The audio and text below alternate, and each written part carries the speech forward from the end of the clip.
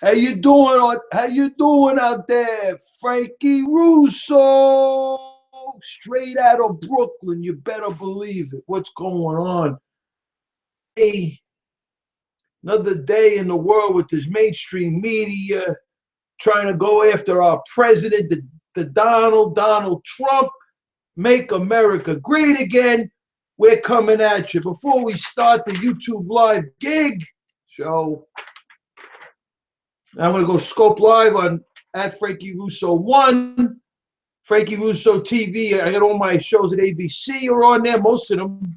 Pre-shows, whatever. I got my disclaimer, Russo disclaimer. Looking in. It's on that we decided to put out this statement for the record. We don't sit on any U.S. Congressional Oversight Committee, nor are we a member of the International Atomic Energy Agency, nor do we sit on the Joint Chiefs of Staff, nor do we sit on the National Security Council. We don't have access to any classified documents. With great care, thought, and responsibility based on court papers, judges' decisions, peer-reviewed journal articles, and well-researched open source articles, we search for statistical significance, quote unquote.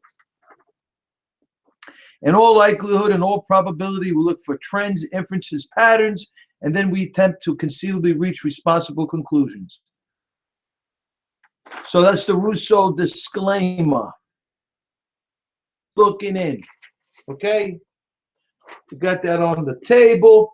And like, I just want to refresh everybody. No, I'm not going to go there yet. I'm going to do a few. Before I get to the main stuff I want to talk about, I'm going to do a few sidebars. Fox News reports Clinton accused Moscow ops would push for Russian Silicon Valley. Yeah, there it is. There's one. Clinton accused of aiding Moscow ops for Russian Silicon Valley. Why am I not shocked? And Donald Trump is a Russian agent. A 2010 program headed by then Secretary of State Hillary Clinton to develop a Russian Silicon Valley may instead have drawn some of America's biggest tech companies to espionage. Why am I not shocked? Even advancing the country's military and spying operations, according to a new report from the author of the Clinton Cash, Peter Schweizer, if I pronounced it right, Institute. There are serious national security questions that have been raised. The program was pitched as a partnership involving U.S. entities and companies, major U.S. corporations like Boeing, Google, General Electric, Cisco, Microsoft, and generous donors into the Clinton was solicited by Hillary Clinton to invest more than $1 billion into the Skovko Tech Park outside Moscow, formerly called the Stovko Innovation Center. First time I'm reading this. The goal, Clinton said in speeches and to Russian media, was to break down barriers with Russia, create more free flow of people and information between the two countries, and ultimately strengthen Russia. Yeah. Himself. Fox News, reputable broadcasting network. Very professional. Breitbart News, FOIA, Judicial Watch is the source. So this is not fake news. Judicial Watch is a high-level source of information. They file for FOIA's Freedom of Information Act lawsuits against the CIA, United States Department of Justice, Department of Treasury, seeking records related to the investigation of retired United States Army Lieutenant General Michael Flynn's communication with the Russian ambassador. So we got that going on. Judicial Watch is claiming only crimes in Russian scandal conceivably is from the Obama gang. They leaked. This is where it starts for DT. This is why DT is calling Obama. Truth be told, okay? That's that one. And it goes, I'm not going to go into the minutiae, of every nook and cranny. And then WikiLeaks, according to Zero Hedge, unveiled the Vault 7, the largest ever publication of confidential CIA docs. So that's today. That's a Zero Hedge Fund. WikiLeaks unveils Vault 7, the largest ever publication of confidential CIA docs ever released. We got that going on. Yeah. Then we got another Breitbart News release. WikiLeaks released CIA data dump, claims press conference, live stream under attack. That's Assange. Another one. This was today. And now we're going to go to our focus story today. Well, I got a few more before we go to the focus. Here's an interesting one. Iran crude oil exports hits 3 million. They were projecting, this is when they went, thank you, Obama. Say, hashtag thanks, Obama. Hashtag Obamagate. Okay? They were projecting 500,000 to a million a day when they got into OPEC. Iran's crude oil exports hit a record 3 million barrels per day in the Iranian month of Esfand, late February and late March. The Islamic Republic News Agency. Iranian oil minister credited Iran's nuclear agreement with Western powers in 2015, which removed a number of sanctions in exchange for curbs on the Islamic Republic's nuclear program. Yeah, right, for boosting the exports.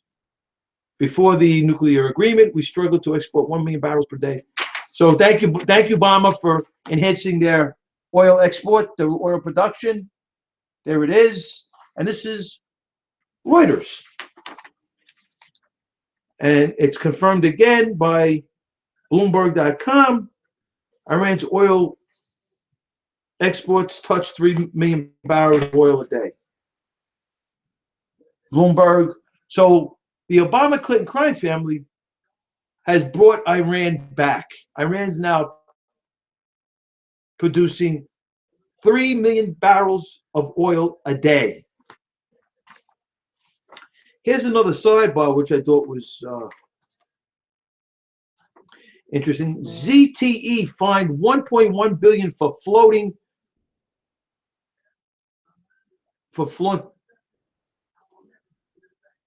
Okay. ZTE fined 1.1 billion for floating U.S. sanctions against Iran.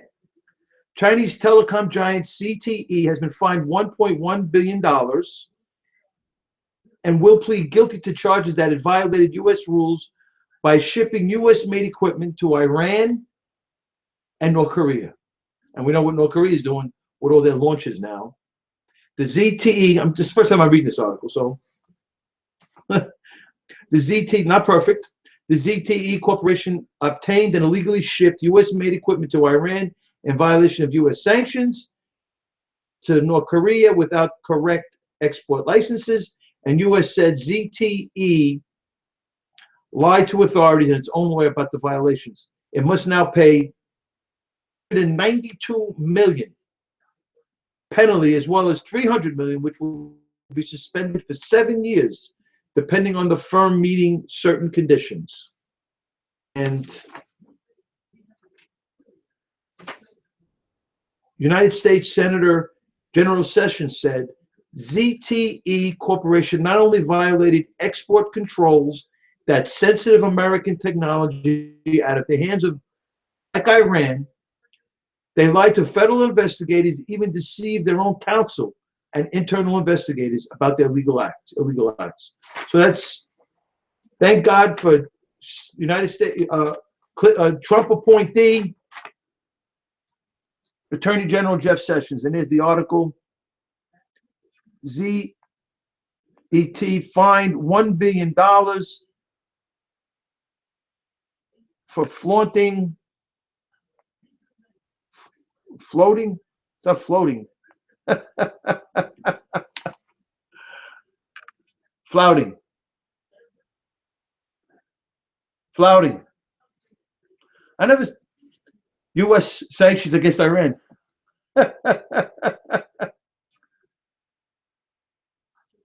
Flouting. So ZTE fined 1.1 billion for flouting U.S. sanctions.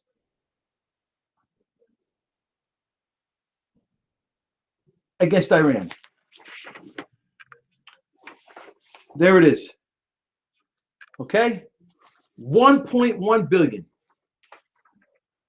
So that's crazy, right? So now I just want to go back to what we were discussing yesterday. So just to give everybody a quick overview, we were talking about quick overview. This goes back to the material support, money, weapons, training, human assets, the Obama-Clinton crime family, material supporting radical Islamists. And we're saying Iran. Released five Iranian Quds force in Erbil, Iraq. Iran's on the end of the funnel. 5 Afghan Taliban. Iran's at the end of the funnel. 150 billion back. OPEC. We talked about Iran is producing 3 million barrels of oil a day, well above their projected oil production. Thank you. And they credited for the nuclear agreement. And they got 400 million to 1.3 billion in unmarked bills to the Iranian Revolutionary Guard Corps. Iran's at the end of that funnel. 400 million to Iran during negotiation sessions. Thank you, Obama, at the end of that. The money they sent to Hamas, they waived the federal statutes. An 88 senator says, how do you know the money's not going to terrorism? Iran's on the end of that funnel. For Morsi in Egypt, Morsi, and he was tried for espionage with Iran, Hamas, and Hezbollah. Iran's at the end of that funnel. Syria, 3 to 15 billion from Iran. Weapons, they to the Syrian rebels. They gave them to ISIS, and Iran's at the end of this funnel. Benghazi, 4 million, the horrific hit on the 4 million Americans, according to Kenneth Tillerman. It was the Iranian Quds force and Hezbollah. They didn't end of that funnel. And then we got the North Korea missile technology that was exchanged, given to Iran from North Korea. The Obama team, the Obama negotiating team, knew about the information that was exchanged between North Korea and Iran, and they went along with the negotiation anyway. So that's that. And then we got this now. General Soleimani, like we said yesterday, report denial that the Iranian commander met with Putin. And we got Reuters reporting at least one meeting, and we got a Russian report. Iranian Quds force leader visited Russia despite UN travel ban, and we got at least they're claiming, the Russian publication claiming at least 4. So that's where we're at with that. Now, I told you I was going to read this article, and I read the first 5 pages. I'm going to read some excerpts from it, and this gives interesting insight. This is a New Yorker magazine, The Shadow Commander. And it's by Dexter Filkins. And General Soleimani is the Iranian operative who has been reshaping the Middle East. Now he's directing Assad's war in Syria. This gives us a little more data and a little more insight into what went on and what's going on in Syria. Here's the article. The Shadow Commander, the New Yorker magazine by Dexter Filkins. Not a friend of Trump. They hate Trump, okay? They hate Trump. New Yorker magazine hates Trump. Okay? So, the article starts. Can I send your message? My Siri's acting up. The article starts with Hassan Shatori. It's his funeral. He got killed in a battle in Syria, in the wars, in the fight in Syria. So they're at his funeral, and according to Dexter Filkins, Hassan Satori was a commander, was a comrade. He's not the general, the leader of the Iranian Quds force. That he's not. But Hassan Satori was a commander in a powerful elite branch of the Revolutionary Guard Corps called the Iranian Quds Force. The force is the sharp instrument of Iranian foreign policy, roughly analogous to a combined CIA and special forces. Its name comes from the Persian word for Jerusalem, which its fighters have promised to liberate. So that's understanding of now.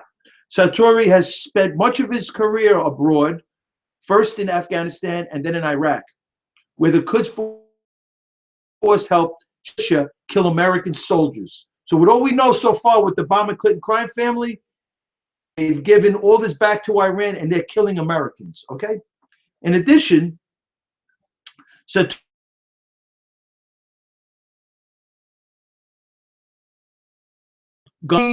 President Assad, a crucial ally to Iran. Iran's chief, the Iranian Quds Force's chief in Lebanon, not the overall chief, General Soleimani. Sartori is the chief in Lebanon. There he had helped sustain the armed group Hezbollah, like we've been talking about on the show, which at the time of this funeral, okay.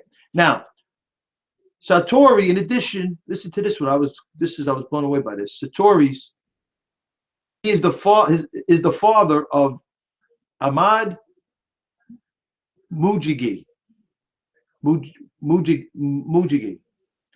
Hezbollah commander believed to be responsible for the bombings that killed more than 250 United States Marines in Beirut in 1983. Okay?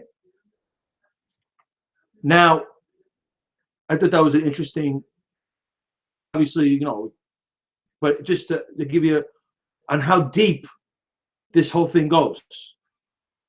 1983, the bombing in Beirut, which was the Iranian Quds Force, and we knew Hezbollah was involved as well. The article goes on to talk about Major General Soleimani, the Quds Force leader. They talk about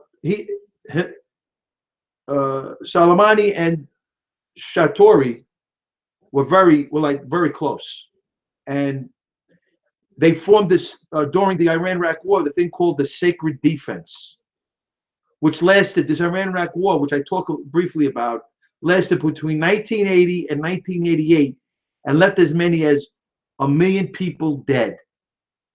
Okay, so Soleimani goes all the way back to the 80s, to the Iraq-Iran War with Sartori, the guy this is the funeral that Soleimani has attended, his funeral. Additionally, according to this article here, a 3-decade project, this undertaking of this 1980 Sacred Defense and the war that was fought in the Iran-Iraq War and all this global jihad, global terror network, its main objective is a 3-decade project to build, listen to this, a 3-decade project to build a Shiite sphere of influence stretching across Iraq and Syria to the Middle East, conceivably ISIS. Conceivably, the mainstream media's interpretation of ISIS is a rogue Sunni militia running rogue all over the North African, Middle Eastern region. I don't believe that's the case. I believe ISIS is the most dominant Islamic militia in the region, in the state. And right now, the Iranian Revolutionary Guard Corps, the Iranian Quds Force, plus Hezbollah, that's the major leagues, according to all intelligence analysts I've listened to. Now, and additionally, along with its allies in Syria and Lebanon, Iran forms an axis of resistance arrayed against the region's dominant Sunni powers and the West. Okay? So we're looking at, this is the real, I believe, the real deal Holyfield ISIS. Now, General Soleimani, for the most of a decade directing a network of militant groups that killed hundreds of Americans in Iraq. And Petraeus, General Petraeus, but when Obama was taken over, was surging over there until Obama said he's gonna release the 5 Iranian Quds Force leaders in Erbil, Iraq, and take Petraeus out of there. And in addition, he told everybody when he was going to withdraw the troops out of Iraq, and that's how this whole ISIS thing came about. The U.S. Department of Treasury, according to Dexter Finkill's article, the Shadow Commander about General Soleimani, the U.S. Department of Treasury has sanctioned Soleimani for his role in supporting the Assad regime and for abetting terrorism. And claiming that he's most invisible, which I don't know, man. I don't, they're claiming that not too many people know about him, but Reuters seem to be reporting about him as well. In addition, Soleimani, who was at the funeral, they have him quoting saying that he has a fierce attachment to the martyred soldiers, often visits their families. And in a recent interview with Iranian media, when I see the children of the martyrs, I want to smell their scent and I lose myself. Saturi's death marked a low point for the Iranian intervention in Syria. Assad was steadily losing ground to the rebels, who are dominated by Sunnis, Iran's rivals. If Assad fell, the Iranian regime would lose its link to Hezbollah, its forward base against Israel. In a speech, one Iranian cleric said, "If we lose Syria, we can't keep Tehran." Iran extended this is in the article now, the Shadow Commander, the New Yorker article. Iran extended a $7 billion loan to shore up the Syrian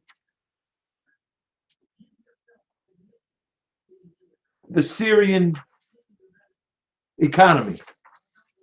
In addition, Soleimani asked Quds Force leaders, not Quds Force, Soleimani asked Kurdish leaders in Iraq to allow him to open a supply route across northern Iraq and into Syria. There were times, he's been doing this for some years now, but so he was able to, according to this article, he bullied them at times, he bribed them at times, but there was a point in time where they said no. And Assad soldiers, according to the intel that this author was garnering, Assad soldiers wouldn't fight either. And according to Soleimani, he told an Iraqi politician, the Syrian army is useless. So who's fighting the fight in Syria? Is the Iranian Quds Force, according to this article, the Iranian Revolutionary Guard Corps, Hezbollah, and some Sunni tribesmen. ISIS. This is ISIS. Interestingly, Soleimani began flying into Damascus, Syria, frequently so that he could assume control of the Iranian intervention. And we talk about in the Reuters article where he goes to Russia, trying to put together the Russian-Iranian alliance to help facilitate Iran's victory in Syria. In other words, the sustaining the Assad regime and keeping them in power. In other words, it's basically a coup d'etat, right? And Obama, through this whole thing, sat on his hands. So basically, Soleimani's running this Syrian war by himself. I'm paraphrasing. In addition, Soleimani installed, and I'm going to show you now, ISIS Sunni Shia. This is ISIS Sunni Shia. Soleimani installed a multinational array of officers, the heads of the Syrian military, a Hezbollah commander, a coordinator of Iraqi Shiite militia, which Soleimani mobilized and brought to fight. So, interestingly, according to Middle Eastern security officials, it was conveyed to Dexter Filkins of the New Yorker magazine, the Shadow Commander. The Middle Eastern security official said that the number of Quds Force operatives, along with the Iraqi Shiite militia they brought with them, reached into the thousands. They spread out across the entire country. Now, there was a point in time where the rebels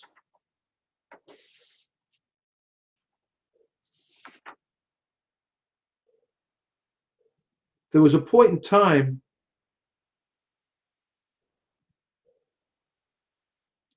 rebels, the Sunni militia, which was fighting the Assad regime, those are the Assad is pretty much, that's the Shia group of Syria, is the Assad regime.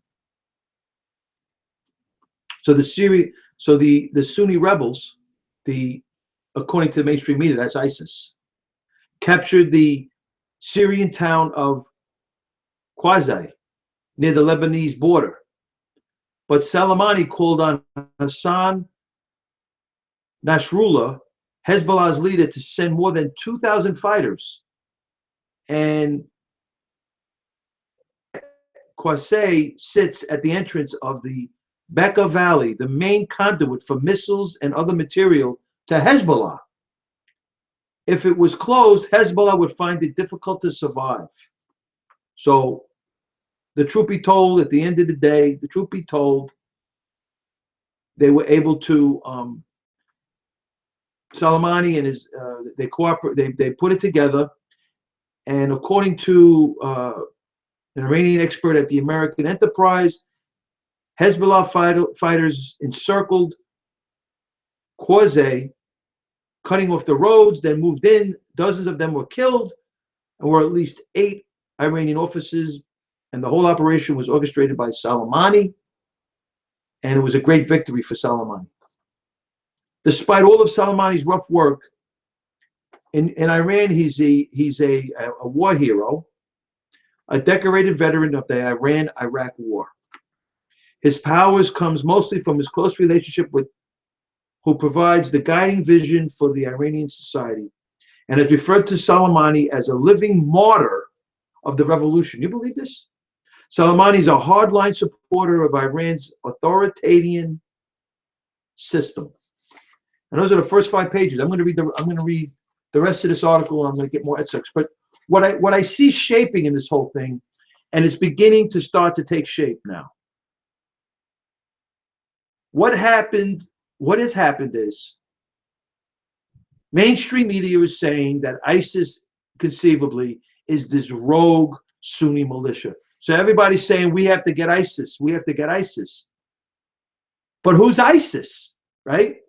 The real ISIS, like the probably the most truthful thing that Obama said in his 8 years in office was that ISIS is the JV team.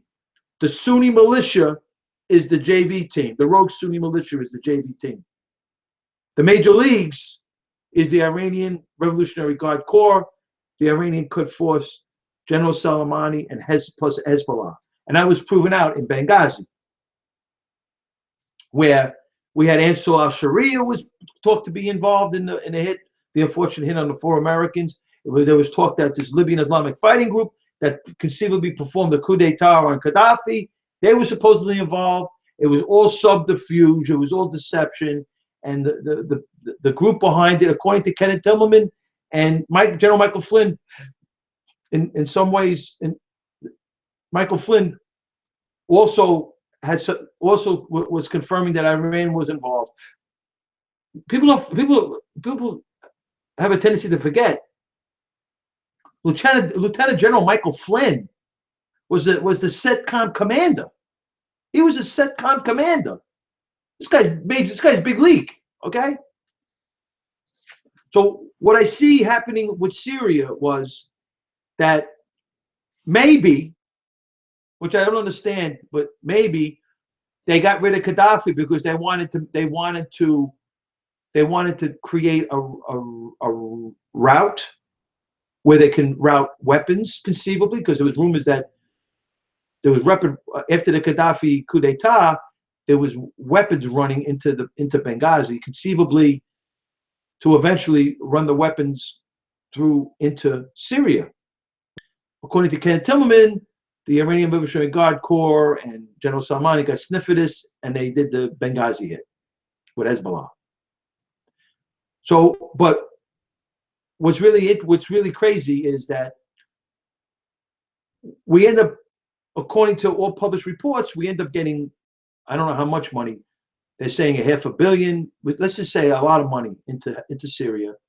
We had human assets. We were training an army.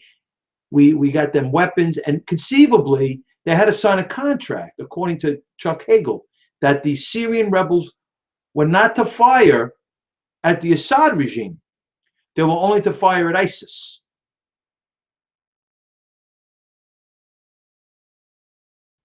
Now, if you believe that mainstream media's definition of ISIS, that ISIS is this rogue Sunni militia, now here's my question to everybody. Who is Iran, the Iranian Revolutionary Guard Corps, Iranian Quds Force, Hezbollah, and some Sunni militia? Who are they? Who are they? Right? What's really going on over here? Is mainstream media covering for the Obama policy, the Obama-Clinton crime family policy? So what's really going on is they're creating all this subterfuge, maybe, that ISIS is this rogue Sunni militia, and ISIS is in 30 countries, which is probably true, because according to the Washington Post, in the North African Middle Eastern region, it's like 9 Sunni to 1 Shia. So my feeling is, if you change the definition of ISIS and say, well, ISIS is really, the Islamic State is the most dominant Islamic militia in the state, in the country, in the particular region. So I believe I believe that Iran is going to be the ISIS. Iran is going to be the next Nazi Germany. And you could see it already there. And we talked about their oil production is 3 million barrels a day. They were projecting 500 million. They're back on OPEC. It's 3 million. And they're thanking the nuclear agreement that he did with Obama and Clinton, the Obama-Clinton crime family. But what's really crazy is that we're talking ISIS to be this rogue militia. So if we believe ISIS is the rogue militia, the rogue Sunni militia running crazy all over the North African Middle Eastern region, then what we're doing basically is we're creating a subterfuge, we're creating a conduit for which the real ISIS could emerge, Iran. And it appears,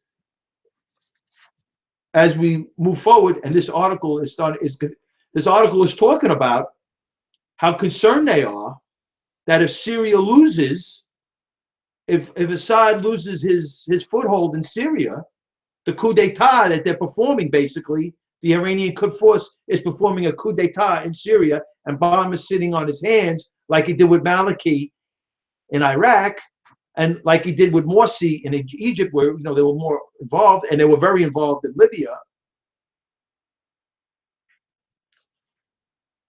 Right?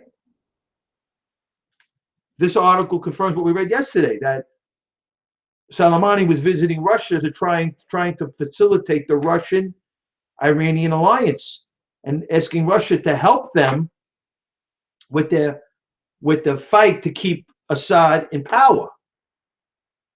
So Russia's telling everybody that they're dropping weapons on ISIS. They're dropping airstrikes on ISIS. So basically, by us fighting ISIS in Syria, claiming we are helping Iran, the world's largest state sponsor of terror.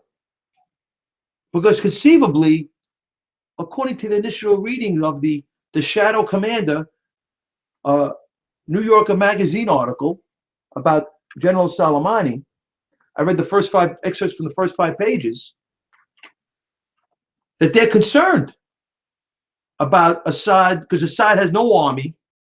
The army is basically the Iranian Revolutionary Guard Corps, Iranian Quds Force, General Soleimani, Hezbollah, and whatever Shiite militias that they could put together in Syria. So we're talking about here, we're sitting here saying let's bomb ISIS, right? Let's put, and Obama talked about it. Let's get Russia, let's get. So Soleimani went there. He went to Russia and solicited Russia's air support. And I'm gonna pull out an article tomorrow by the Weekly Standard, which is not a friend of Trump. They hate Trump. Lee Smith's a tremendous investigative reporter, where he talks about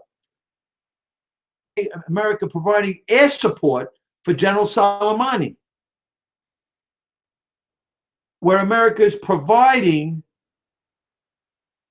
intelligence for Hezbollah. I mean, what went on with this Obama-Clinton crime family, with this North African, Middle Eastern region, telling everybody we have to bomb ISIS and let's form partners? Is ISIS the Libyan Islamic fighting group, or Ansar al-Sharia, or al-Nurusha, or some sort of al-Qaeda affiliate? Al-Qaeda in Iraq? Al-Qaeda in Iraq in Syria? A Sunni militia?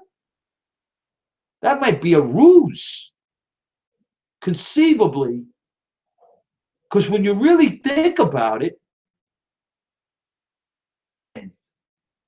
that's got its foothold in a lot of regions. You'd be surprised. Look at Yemen. Yemen's a hot spot right now. There's some growing evidence that Saudi Arabia is involved with the Al-Qaeda affiliate, and Iran is supporting the Shiite affiliate. So I don't know what's going, so they're at war. What's going on in Yemen? But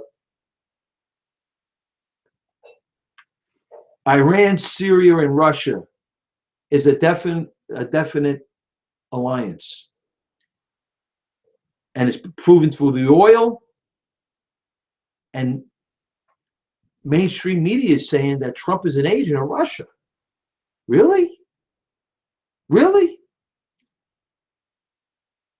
It just doesn't make any sense.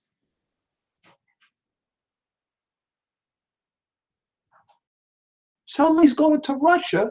Let's say Soleimani, at the least, let's say Soleimani didn't meet with Putin. He met with the defense minister of Russia. Let's just say that's the worst case scenario.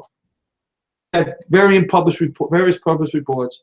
The Reuters claims that Soleimani visited Russia at least once. We got Russian reports claiming that Soleimani visited Russia 4 times. Right? This whole thing in Syria explains a lot about the Obama-Clinton crime family. It's the role that mainstream media has been playing to put forth this policy that's basically a ruse. People that we're gonna partner up. We're gonna get ISIS. We're gonna get, Soleimani's gonna get Russia to drop bombs on ISIS. ISIS is a Sunni militia. ISIS is trying to take out Assad. And who fronts for Iran? Syria. Washington Free Beacon, Congressional Research Service, 3 to 15 billion. And they even talk about it in the article here, that Iran loaned Iran extended a $7 billion loan to shore up the Syrian economy. So Syria is very important to Iran in the geopolitical scheme of things in the North African, Middle Eastern region. And Russia is involved. Russia's got an oil deal with Iran. Iran's producing now 3 million barrels of oil a day. So who's ISIS? Because if it's crazy when it really comes down to it. But if we're able to define who ISIS is, it explains a lot. The definition of ISIS tells us a lot. If the definition of ISIS is what mainstream media claims it to be, a rogue Sunni militia running independent throughout the entire North African, Middle Eastern region, then Iran is aligning with Russia to stop the real terror, the Sunni militia, ISIS. Or, which I tend to believe is more likely the scenario, that ISIS is a Sunni Shia militia, like in Iraq, conceivably in Syria, where I don't have strong data to say that there's a Sunni component to this ISIS militia, that ISIS is really a Sunni Shia militia. ISIS is really Iran.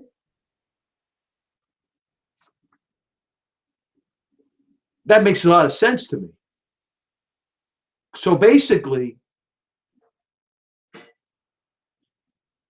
Soleimani's going to Russia to get Russia to help Iran fighting the Sunni militia that's trying to take out Assad. Because basically, Iran, the Iranian Revolutionary Guard Corps, the Iranian Quds Force with General Soleimani and Hezbollah is basically performing a coup d'etat, right? It's a coup d'etat. There's no election here. Assad is forcibly maintaining control and power in Syria. And Iran is the big player in this. And Russia is helping them do that by dropping bombs on ISIS militia. What happened to the Syrian rebels with that bomb? I have no idea. There's all talk that he gave supposedly $500,000, $500 million, tens of millions. He sent a lot of money there with weapons, human assets, training, and it was 32 members, the Syrian rebel force that was put together. And then interestingly, he tied their hands. He made them sign a contract that they're not going to shoot at Assad. So basically, the Obama-Clinton crime family set up a militia to fight for Iran.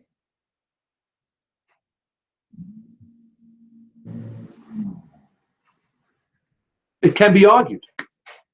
Outside looking in. And I always got where's my disclaimer? The Russo disclaimer. Outside looking in. Court papers, judge's decision, peer-reviewed journal articles, open source,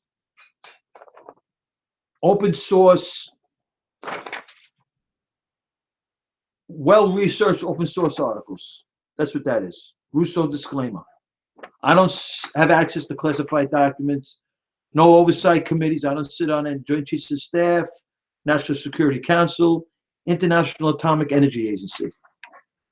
Obama, Clinton crime family constructed a Syrian rebel force to basically defend the coup d'etat on Syria that was headed by the Iranian Revolutionary Guard Corps, the Iranian Quds Force, General Soleimani plus Hezbollah. Iran's got a lot at stake in Syria. So I'm going to read the rest of this. So the question I ask again, who is the Russian agent? Trump? Are you kidding me? The Shadow Commander, General Soleimani, the New Yorker magazine. I read the first 5 pages. I read you excerpts from it. I'm going to probably read 5 to 10 tomorrow. Well, I think it's like 29, 30 pages. By the end of the week, we'll have it all. We'll have excerpts from this entire magazine. It's really interesting. Interesting article. And we talked about some of the stuff that was coming out of Reuters. So I think that things are taking more shape with Syria than we know. We know a little bit more of what's going on with Syria because we read some other articles and other data, and now this magazine article on General Soleimani starts to bring some things to light. Statistically significant? We're getting close. I think we're getting close to say that the Obama-Clinton crime family maybe put together the Syrian rebel force that end up giving their weapons to ISIS.